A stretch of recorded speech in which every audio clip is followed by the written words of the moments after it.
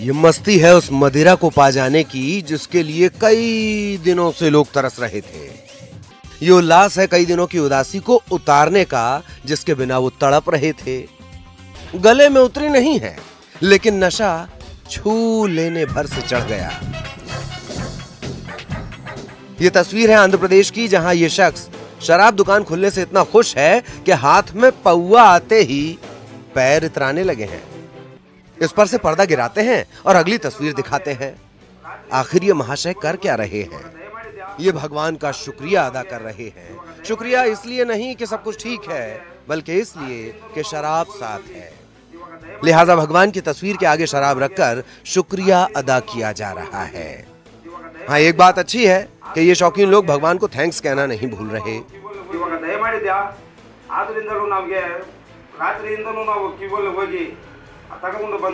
तभी ये जनाब अंजनी पुत्र से कुछ कहने आए हैं।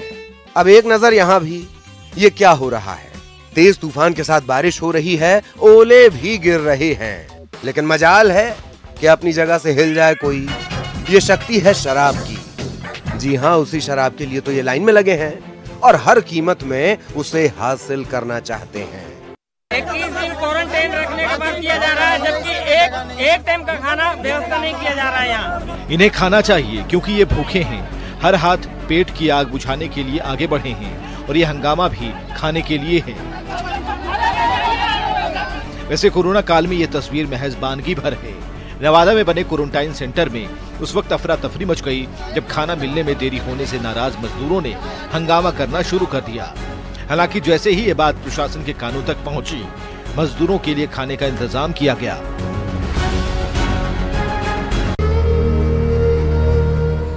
गोद में बच्चा लिए ये महिला अपनी बेबसी पर रो रही है।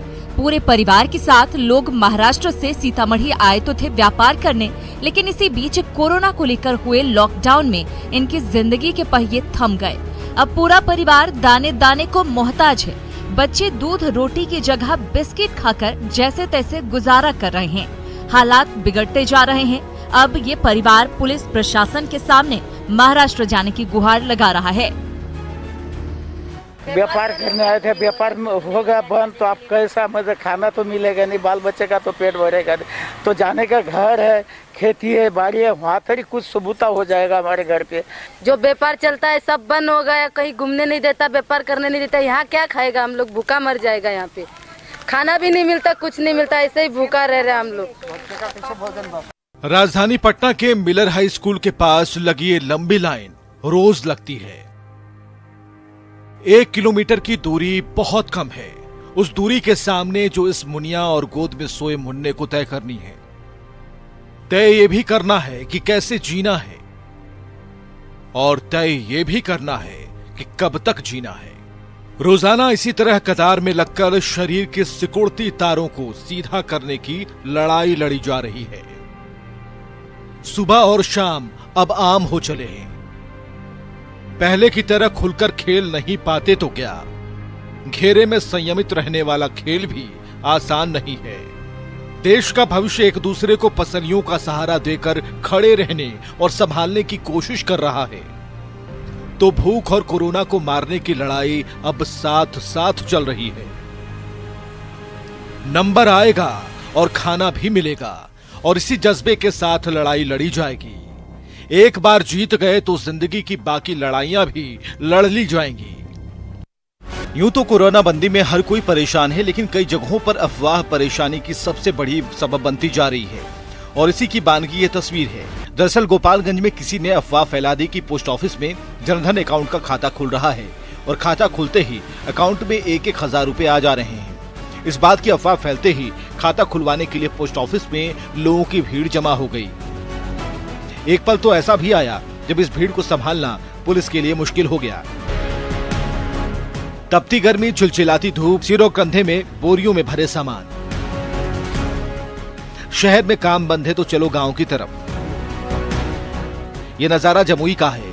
ये मजदूर हैदराबाद से पैदल ही चले आ रहे हैं, वहीं कुछ मजदूर दिल्ली से साइकिल से आ रहे हैं।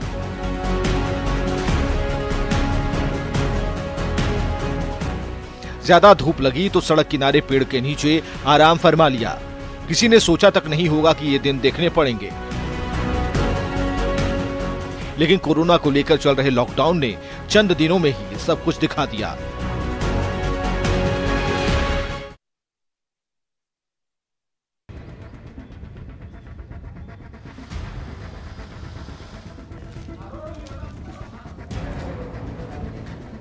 कोरोना का हथौड़ा आज प्रदेश के सामाजिक और बुनियादी ढांचे को एक नई शक्ल लेने को बेताब दिख रहा है। लातेहार में प्रवासी मजदूरों की घर वापसी का जज्बा ये इशारा कर रहा है कि प्रदेश में पलायन की परिभाषा अब नए सिरे से लिखी जाएगी।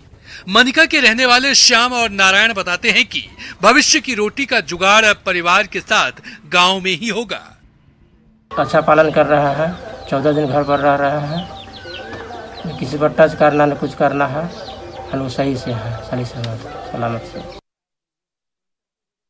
सुबह करीब 11:30 बजे जब केरल से 1167 श्रमिकों को लेकर स्पेशल ट्रेन हटिया स्टेशन पहुंची तो सभी मजदूरों की थर्मल स्क्रीनिंग कराई गई। स्क्रीनिंग में 10 मजदूर कोरोना संदिग्ध पाए गए।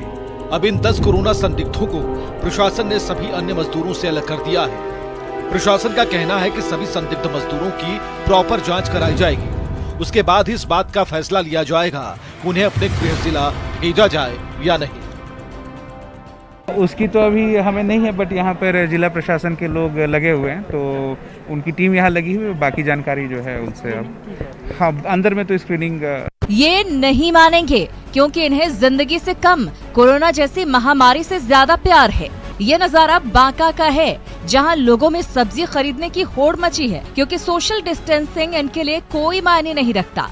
अरे भाई संभल जाइए, अभी भी वक्त है, वरना कोरोना काल में कौन कहां और कैसे काल के गाल में समा जाए कोई नहीं जानता। कम से कम मुंह पर मास्क तो लगा लेते, लेकिन ये बेपरवाह लोग खुद तो जाएंगे ही, दूसरों को भी ले डूबेंगे। लॉकडाउन का नियमों का पालन करें, उल्लंघन नहीं। तो सुना आपने, ये अनाउंसमेंट सोशल डिस्टेंसिंग को पालन करने के लिए किया जा रहा है। तो ही घर से निकलेंगे, नहीं तो घर से नहीं निकलेंगे। लेकिन लोग इसे अनसुना कर रहे हैं। कोई भी व्यक्ति घर से बाहर जरूरी तो जरूरी, गैर जरूरी दुकानें भी खुल गई हैं और सड़कों पर बेतरतीब तरीके से इधर उधर लोग घूम रहे हैं। पुलिस लोगों को समझा रही है। चौक चौराहों पर माइक के जरिए लगातार घोषणा की जा रही है, बावजूद इसके लोग बेपरवाह बने हुए हैं।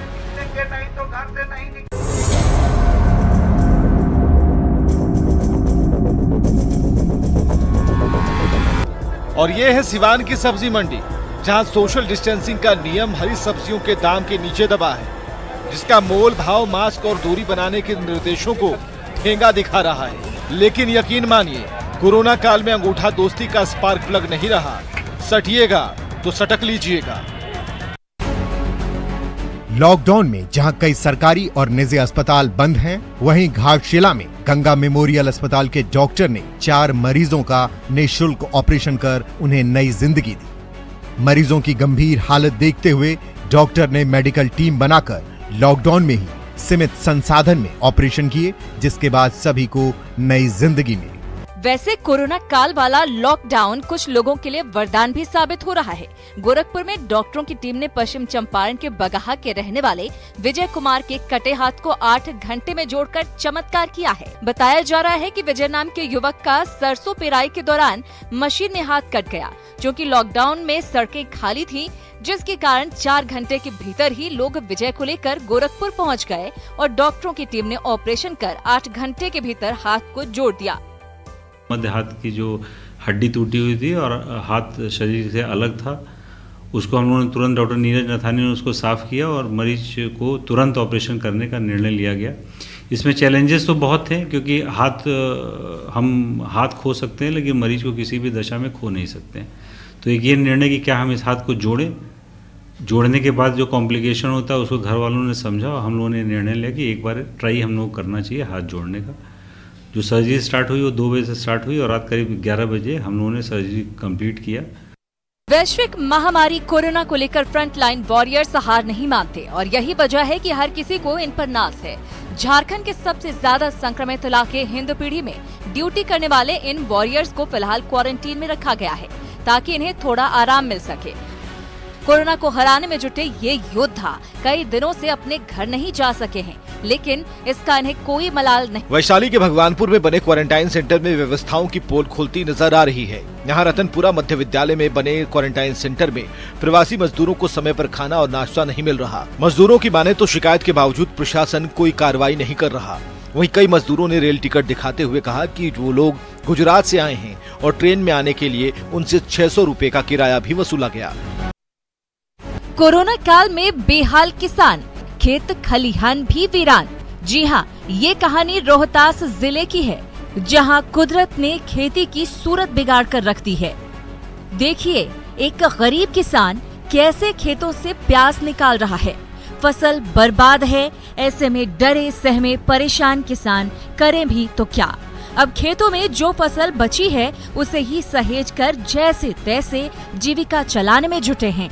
हालांकि स्थानीय मुखिया अपने स्तर से गांव-गांव में घूमकर कृषि यंत्रों और घरों को सैनिटाइज कर रहे हैं। इस समय पूरा देश कोरोना संकट से जूझ रहा है। बाहर से आने वाले या फिर कोरोना के लक्षण दिखाई देने पर प्रशासन की ओर से इन्हें होम क्वारंटाइन किया जा रहा है। ऐसे में उदयपुर में 3 भाइयों ने अनूठी मिसाल पेश की है। घर में होम क्वारंटाइन होने के लिए अलग अलग कमरे नहीं होने के कारण इन्होंने अनूठा तरीका अपनाया है। एक भाई ने पेड़ पर मचान बनाकर होम क्वारंटाइन का पालन शुरू किया है, तो दूसरे भाई ने घर के ही कोने में चारपाई लगा ली और होम क्वारंटाइन हो गए। दरअसल 2-3 दिन पहले ही ये तीनों भाई सूरत और मुंबई से आए हैं। आप बोल दो कि मेरे निकाह के वकील ये हैं। बोलो मेरे निकाह के वकील ये हैं। ठीक है भाई, वो बात। कोरोना और लॉकडाउन के चलते दिल्ली का युवक यूपी में सहारनपुर के गंगोह में निकाह कराने नहीं आ सका।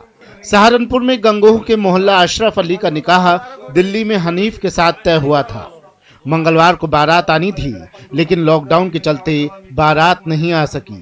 इसके बाद ऑनलाइन निकाह करवाया गया, जिसके चलते दोनों परिवारों में खुशी की लहर है। ऑनलाइन ही काजी ने दोनों की सहमति ली। दोनों के कबूल करने पर निकाह हो गया। टेलीफोन एक्सचेंज में कार्यरत खलील अहमद का कहना है कि उनकी भतीजी सना का निकाह दिल्ली में हनीफ के साथ ऑनलाइन संपन्न हुआ, मगर रुखसती लॉकडाउन खुलने के बाद ही की जाएगी। Bureau report, news 18। ये कोई सिलाई कढ़ाई का सेंटर नहीं है और ना ही सिलाई करना इस महिला का पेशा, लेकिन जरा सिलाई मशीन की रफ्तार तो देखिए। सबसे पहले इनका परिचय जान लीजिए। इस महिला का नाम डॉक्टर नीमाबेन आचार्य है और ये 6 बार विधायक रह चुकी हैं। फिलहाल कोरोना काल में नीमाबेन सिलाई की ट्रेनिंग ले चुकी महिलाओं से मास्क बनाकर लोगों के बीच बंटवा रही हैं, साथ ही खुद भी मास्क बना रही हैं। नीमाबेन की इस पहल से एक ओर जहां कोरोना से जंग में मदद मिलेगी, वहीं दूसरी तरफ लोगों को मास्क पहनने की आदत भी हो जाएगी। एक एक व्यक्ति को मास्क मिलेगा और सबको ये देख के एक चीज़ समझ में आएगी कि भाई मास्क बांधना एकदम ज़रूरी है। ये दिखाने के लिए, ये जागृति करने के लिए भी हमने मास्क बनाने का जुम्बेश